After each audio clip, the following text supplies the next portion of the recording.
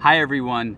Today we're going to talk about the two new DJI drones, the Mavic 2 and the Mavic 2 Pro. DJI has confirmed that both of these drones are going to be released in the near future, and because there's been so many rumors and speculation, I like to clear everything up and also talk about the specs and specifications of these two drones, as well as my own opinion as a Part 107 commercial drone pilot. In the video coming up. Ladies and gentlemen, can I please have your attention?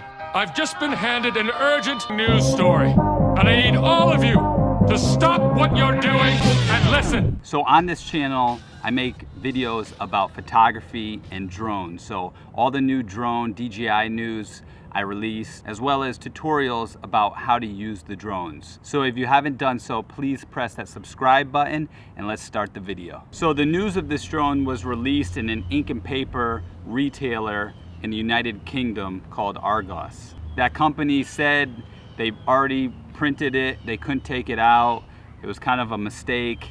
Whatever the reason, it was released in that print catalog in the United Kingdom, and therefore now everyone knows about it. So in that catalog, it shows these two drones. One is called the Mavic 2 Pro, and the other drone is called the Mavic 2 Zoom. So let's talk about the Mavic 2 Pro first, because this is the drone that I'm really excited about. The Mavic 2 Pro has a 1-inch CMOS sensor. So much like the Phantom 4 Pro, it has that full 1-inch sensor on this nice compact drone. So this is something everyone's gonna be excited about. Another thing they said was that this sensor is a Hasselblad sensor. A majority stake of this Swedish company, Hasselblad, was acquired by DJI in 2016, soon after the release of the Mavic Pro. So people in the photography industry are really happy because Hasselblad makes really high quality cameras. So if I had to guess, I would say that this camera is actually going to be better than the Phantom 4 Pro. I didn't think it was going to happen, but since they said it's a Hasselblad camera, I can't imagine a 1-inch Hasselblad camera is any worse than the Phantom 4 Pro. And in my estimation, I think it'll be a little better. Now the sensor size of the Mavic 2 Zoom hasn't been released, but I assume it's the same 1/2.3 inch sensor as you see in the Mavic Pro. Obviously, it would be nice if it were a much bigger sensor, but I don't think they would have the Pro version with a 1-inch sensor and the Zoom version with the same size sensor. So I think it's gonna be a much smaller sensor, obviously, to incorporate that zoom. Now the zoom is gonna be from 28 millimeters all the way up to 48 millimeters. A lot of people are going to be excited because now they can zoom in. One small downer for me is that I wish it was a little wider. The Mavic Pro is 28 millimeters. This one's going to be from 28 to 48, but I wish they had made it like the Phantom 4 Pro at 24 millimeters wide, zooming all the way to 48. So the extra 4 millimeters actually does make a difference. However, for most people, this is going to be having a huge advantage being able to zoom. Also, you can make the drone go backwards and zoom in, and vice versa, having sort of like a parallax effect. So this is going to be something really cool on this drone. From what I've heard, it's going to be an increase of 4 minutes, so you're now going to have 31 minutes of flight time, or 1 more minute than the Mavic Pro Platinum. So a lot of people are going to be happy they're going to get more flight time. And in addition to a little more flight time, you're also going to get a little more range. So instead of 7 kilometers or about 4 miles, it says it can go all the way up to 8 kilometers, which is like about 4.5 to 5 miles. Of course, as most people know, these are in ideal situations. Most people aren't going to be able to go 4 or 5 miles, and they're not going to get the full 31 minutes. But the transmission is going to be a lot farther, so you're going to be able to go farther. And having that 31 minutes of flight time, even if it's like 28 or 29 minutes, it's still going to be a lot of time. They've also reported that the transmission is now going to be a 1080p feed instead of 720 like the Mavic Pro. So having this 1080 is going to be really good on your screen, especially if you use like an iPad or a Crystal Sky, which is one of DJI's larger screens that's much brighter and clearer than an iPad or a traditional device.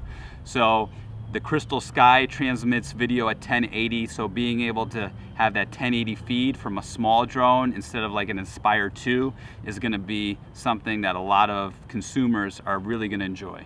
It didn't say in the catalog, but one thing you can expect is that it will have OcuSync, so you can use the DJI goggles wirelessly. You don't need a cable to connect to your controller.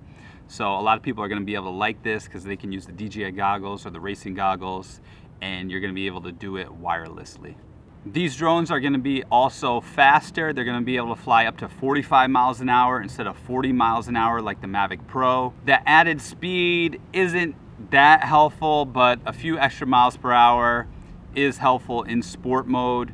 Keep in mind, in sport mode, your sensors go off. As great as sport mode is, I really don't use it that much, and a lot of cinematographers don't use it. However, if you want a little extra speed, it's there. Now, one upgrade that I really like is having the obstacle avoidance on all four sides, much like the Phantom 4 Pro. So I don't think it's going to be 360 obstacle avoidance, but we still have to wait and see because no one's tried it out, no one's seen it.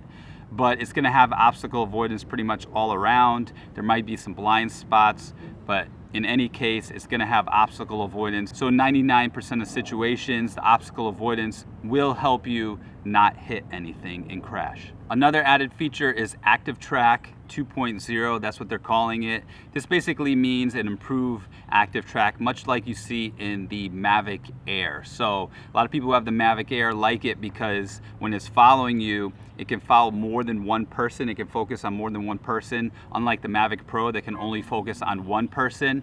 And in addition to that, it has the obstacle avoiding sensors. So when it's moving backwards, the Mavic 2 Pro and the Mavic 2 Zoom are going to be able to see a wall or a tree, and they're going to be able to think, what do I need to do? Do I need to go around it? Do I need to go over it? So this feature is really helpful for people who want to use Active Track and have the drone follow them automatically. All right, guys, we don't know the specs of the photography and the video. So we don't know whether it's going to be 4K up to 30 frames per second or 4K up to 60 frames per second.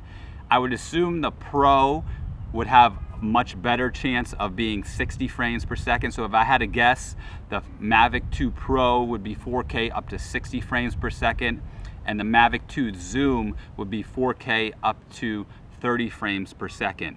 Now for photography, I think you're gonna see a 20 megapixel sensor on the Mavic 2 Pro, much like the Phantom 4 Pro. However, a lot of people get hung up on megapixels, and as I said in my previous video, if it only has 12 megapixels, that's fine with me because the 1-inch Hasselblad sensor is going to be great. And actually having a 1-inch sensor with lower megapixels is going to make this camera better in low light. So whether it has 12 megapixels or 20 megapixels, I'm really happy that the Mavic Pro will be a 1-inch sensor because this is going to produce phenomenal resolution for photographers.